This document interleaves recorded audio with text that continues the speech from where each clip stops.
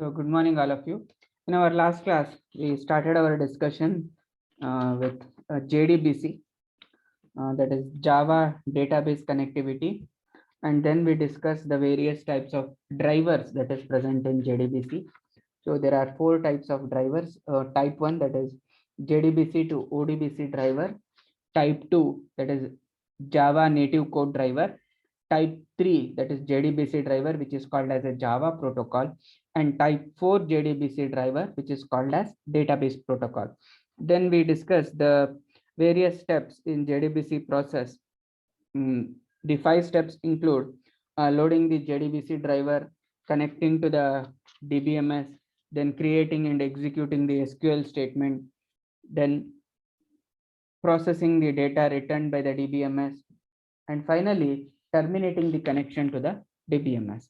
So now we shall discuss the same things in detail. So starting with the database connection. So J2EE component, it does not connect with the database directly. So we are not connecting to database package directly from our program. So instead, we will be connecting through the JDBC driver. So this driver will be associated with the DBMS. So before the connection is made, the driver must be loaded and it must be registered with the driver manager, or it must be registered with the virtual machine also. So JDBC driver will get automatically registered with the driver manager once we load it into the memory. Then we will be invoking the class.farName method to load the JDBC driver. So we can also load, in our previous example, we saw how JDBC ODBC bridge driver can be loaded. So this class.farName method, so it is capable of throwing the class not found exception. So we must include it in a try catch block. So the connection object, once the JDBC driver has been successfully loaded and registered, now from the Java component or from our Java program, we must connect to the database, and database must be associated with the JDBC driver. So that part will be usually be done by the administrator. So database administrator will take care of these connectivity with the various drivers.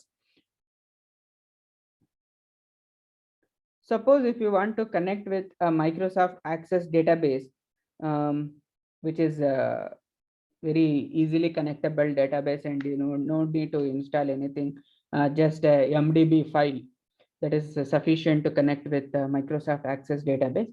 So if you want to connect to such a kind of a database that is locally present in the computer, we have to use the JDBC ODBC bridge to connect it. So the Java connectivity is done through the URL, and this URL will have 3 parts. So first is the JDBC part, so which defines that the JDBC protocol is used to read the URL. Then the second one is the sub protocol. So sub protocol will indicate the name of the JDBC driver, and the third part is the name, that is the subname. So this indicates the name of the database. So 3 things we have to mention in the URL. The connection to the database will be established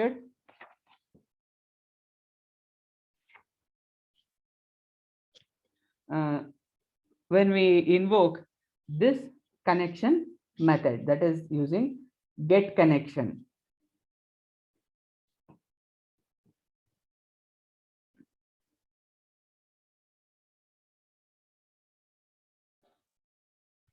So when we want to connect with the database, we have to use the get connection method. So which example we saw in yesterday's class. So this get connection method, again, there are various forms. So which means there are different types of get connection methods through which we can connect. So the three ways of get connection method include, it is a overloaded function. So get connection, only URL is passed. Then for get connection URL, the username and passwords are uh, sent, and then uh, get connection using the properties. So these are the three ways in which get connection can be called. So again, this is one more important question. So the three ways in which the connection can be established with the database. So when we have just a URL, so when we don't have any passwords, so when we don't have passwords, so it give the DBMS access to everyone who is having the URL. So in that case, so get connection method can be used without the parameters of password. So the URL string will look like this, that is JDBC colon ODBC colon JDBC ODBC driver. So here again, this is the three parts which we discussed. So first one is a JDBC, indicating this is a JDBC driver. Then the second protocol, this is a sub protocol. Sub protocol is the ODBC. Then the last name of the database is JDBC ODBC driver. Okay, so this is the URL.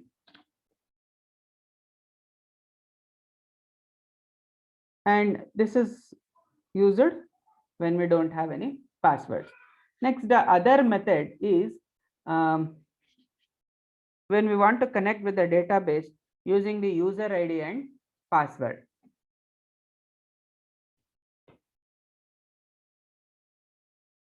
The other method includes this one,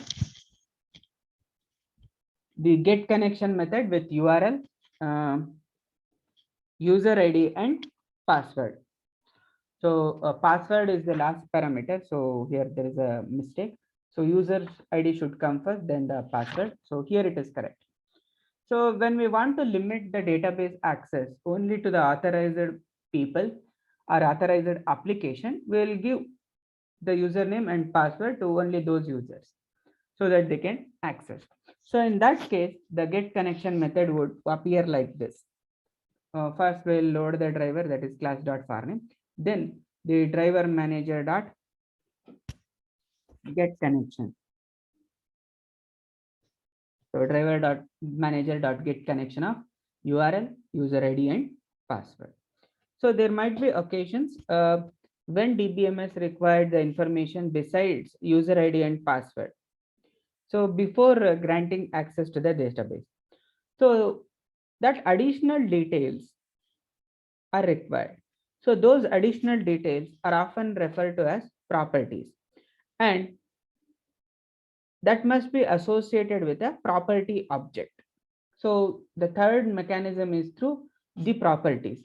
So properties are required when the database access requires additional information apart from username and password. So the properties are used to access the database. So these properties are nothing but some values that are stored in a text file. So and the contents of that particular file will be given by the DBMS manufacturer. So in the J2EE component, we use a file input stream to open this file and then use the properties object to load it. So the connection would look like this. So connection DB, then a new property object we will declare using the properties class. So properties, props is the object, new properties. Then we have to read the properties file.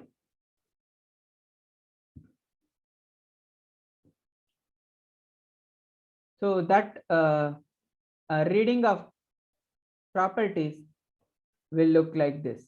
So within the try catch block, so we will put file input stream input file. new file stream, that is text.txt.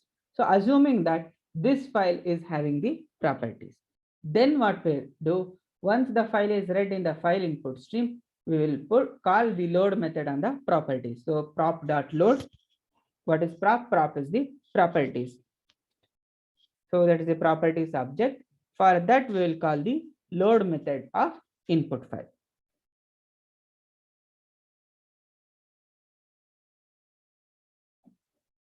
So this is the how we will be connecting to the database using the properties file. So the additional thing that is required in the properties file is to create a properties object, then read the file in the input stream, then call the load method on the property object. So these are the three ways in which the get connection methods can be called. So first one is connecting to the database only using the URL, then connecting with the database using the user ID and password, and then connecting to the database using the properties file.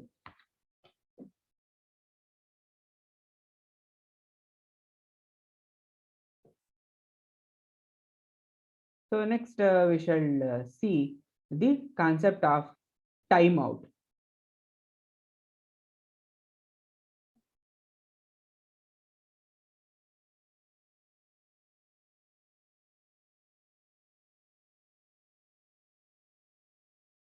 So the concept of timeout is used. So there will be competition to use the same database from the many Java programs. So that will lead to the performance degradation of the application. So for consider the example, when a database application that is J2EE application needs the database access request from an appropriate J2EE component. So in turn, the J2EE component will always attempt to connect to the database. So however, what happens, DBMS may not respond quickly. And there may be many reasons for the DBMS not to respond in faster manner, because the more number of connections are already established. So the connection pool may not be available to serve.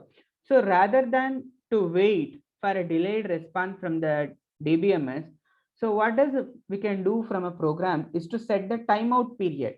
So after which the driver manager will stop attempting to connect to the database. So we can use the public static void driver manager dot set login timeout. So we can specify the seconds over here using this particular method. So it will try to establish the connection with the database for this many seconds.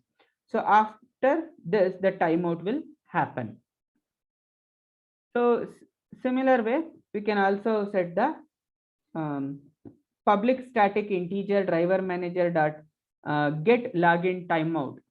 So this method can be utilized to retrieve the maximum timeout that the driver manager will wait. So instead of waiting for an infinite amount of time, we can set a timeout in the driver manager. For that many seconds, the driver manager will wait to establish the connection with the database. So once those seconds get over, so it will exit from connecting with the database. So then we can take appropriate actions in the database. And for the reason for not establishing the connection from the database side can be anything. The database server can be down, or it is overloaded, or there may be any other problems with the connection. So likewise. So next we shall discuss associating the JDBC ODBC bridge. So again, this is nothing but a number of steps that we must follow to connect to the ODBC data source to create an association with the JDBC ODBC bridge. So this is from the perspective of an application developer. So when we want to connect to ODBC data source, so here ODBC data source means, so it is the Microsoft framework based tools or application. So ODBC data source can be anything, a Microsoft Access, MS Access database, maybe a MS Excel file, like that. So what we must do is the certain steps that are given. Select start, then go to settings in the control panel. Then you select the ODBC 32 to display the ODBC data source administrator. Then you add a new user to it. Select the driver and then finish. So use the Microsoft Access driver if you are using Microsoft Access. So otherwise select a driver for the DBMS that we are using. So enter the name of the data source in the dialog. And this is the name that we want to use in our Java programs. Then we will enter the description of the data source. So this is the first time when we want to connect with the ODBC database. So then only we must follow these things. So if we want to connect it with any Oracle programs, so then we must just install a jar file and it will take care of all the things. So this is the manual configuration. These are the steps. We have to give the username and password. So go to advanced options. In the dialog box, select the login name, user ID, password, and all other things. So this is of not much importance with regard to our aspects. So just a sequence of steps how to connect to the establish a connection in the operating system itself. So next we have the concept of connection pool. So what is connection pool and why it is required? So connecting to the database is an important aspect in any application. So connecting to database is performed on a client to client basis. That is, so each client must open its own connection with the database, and that connection cannot be shared with other clients. So this is a serious drawback in the J2EE environment. Consider the example where a client needs to frequently interact with the database. For this, he has to open a connection and leave the connection open during the processing, then open or reconnect. Reconnecting with each time with the database will be a time consuming process. At the same time, leaving the connection open will prevent the other clients from accessing the database. So because database will have only limited number of connections means number of parallel connections. So connecting and reconnecting, it is a time consuming process and it will lead to performance degradation. That's why what happens, a connection pool is established. So a connection pool is nothing but a collection of database connections that are opened once and loaded into the memory, so that these connections can be reused without having to reconnect to the DBMS each time. So client will use the data source interface to interact with the connection pool, and the connection pool itself can be implemented by the DBMS server, which hides this connection pool from the application, and the server can maintain the connection pools. So again, there are two types of connections that can be made to the database. So first one is a physical connection, so which is made by the application server using the pooled connections, and the second one is the logical connections. So in the logical connection, it is made by the client, by calling the data source dot get connection method. So instead of driver manager dot get connection, so it will be data source dot get connection method, which connects to the pooled connection object that are already having a physical connection with the database.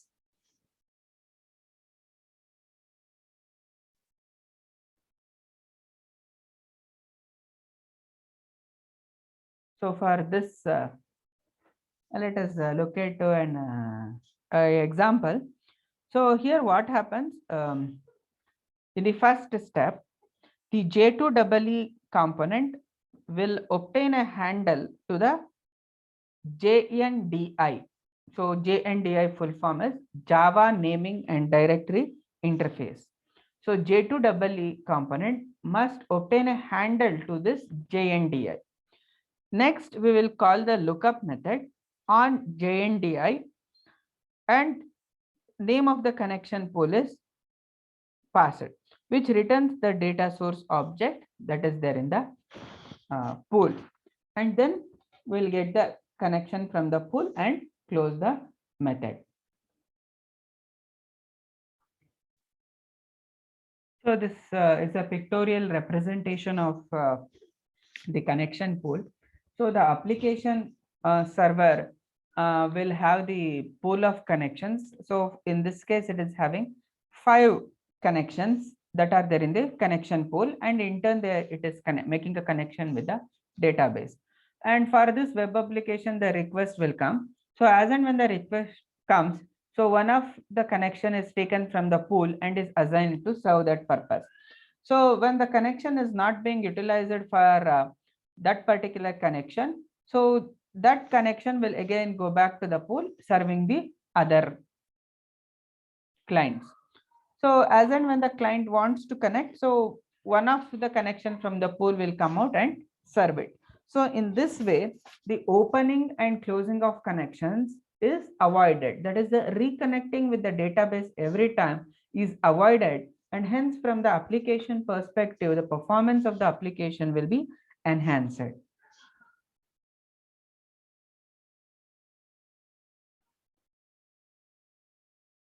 So consider this example.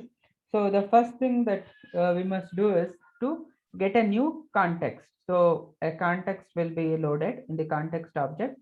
So that is a new context. Initial context will be loaded. Then in the data source, so we have to call the, based on this context, lookup. So in this lookup, we will give the path to look up for a pool, connection pool. Then once the data source is obtained from this particular lookup pool, then we'll call the get connection method on the data source. So here we can pass the username and password. Later on we can do the processing of the data or whatever commands that we want to execute on the database, and finally we can close the connection. So these are the steps involved when we want to use the connection pool with the help of Java naming and directory interface, that is JNDI. So the first step is to create a context, then get the data source by using the lookup function, then get the connect to that lookup function, then do the database processing, and finally close the connection.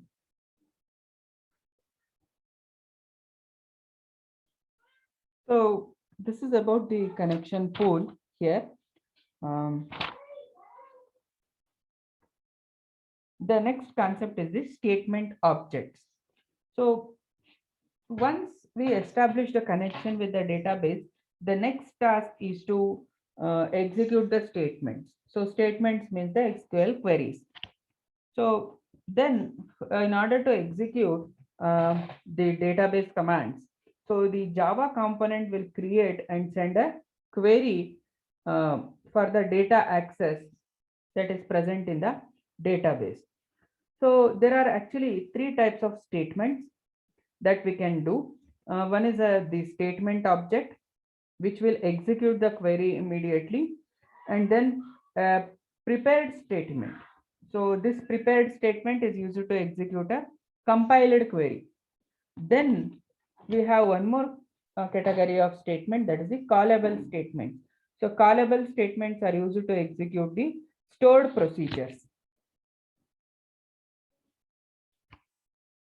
So these three statements we will study with examples. So three kinds of statements, that is prepared statement, normal statement object, and callable statement.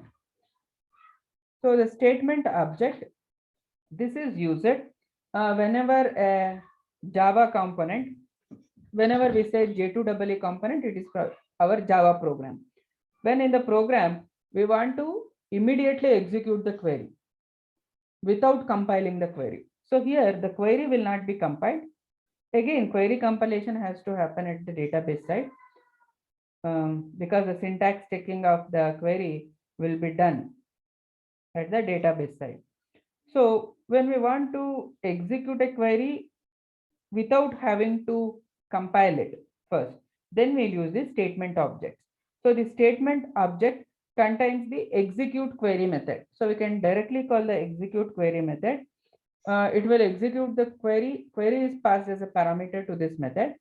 Then the execute query method returns the result set object containing the rows and columns, and also the metadata that is represented in the particular query.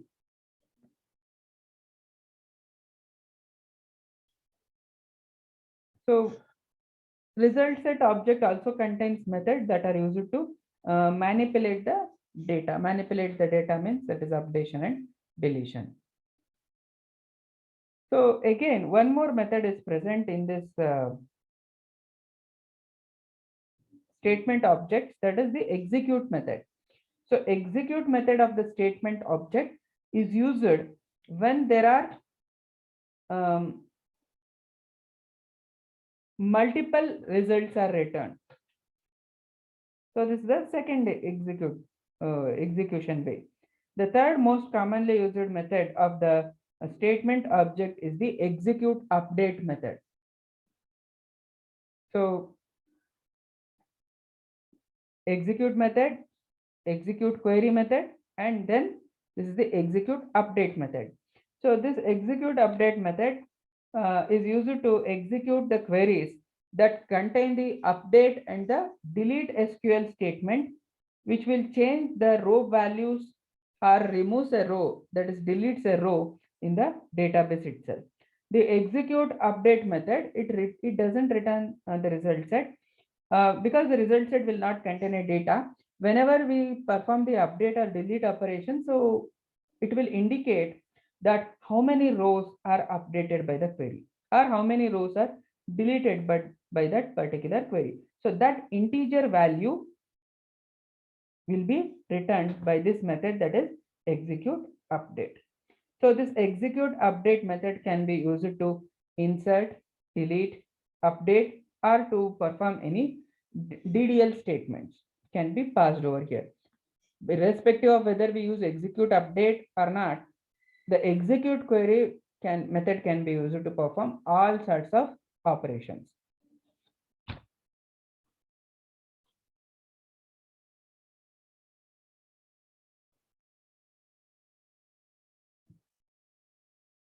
So this is about the statement object. So statement objects contains three methods, that is the execute query, execute, and execute update. The query will be directly executed without compiling it. So that is the functionality of the statement object. So the remaining types include the prepared statement and the callable statement. So we shall discuss them in our next class with the example. So you can enter your attendance in the chat window and exit.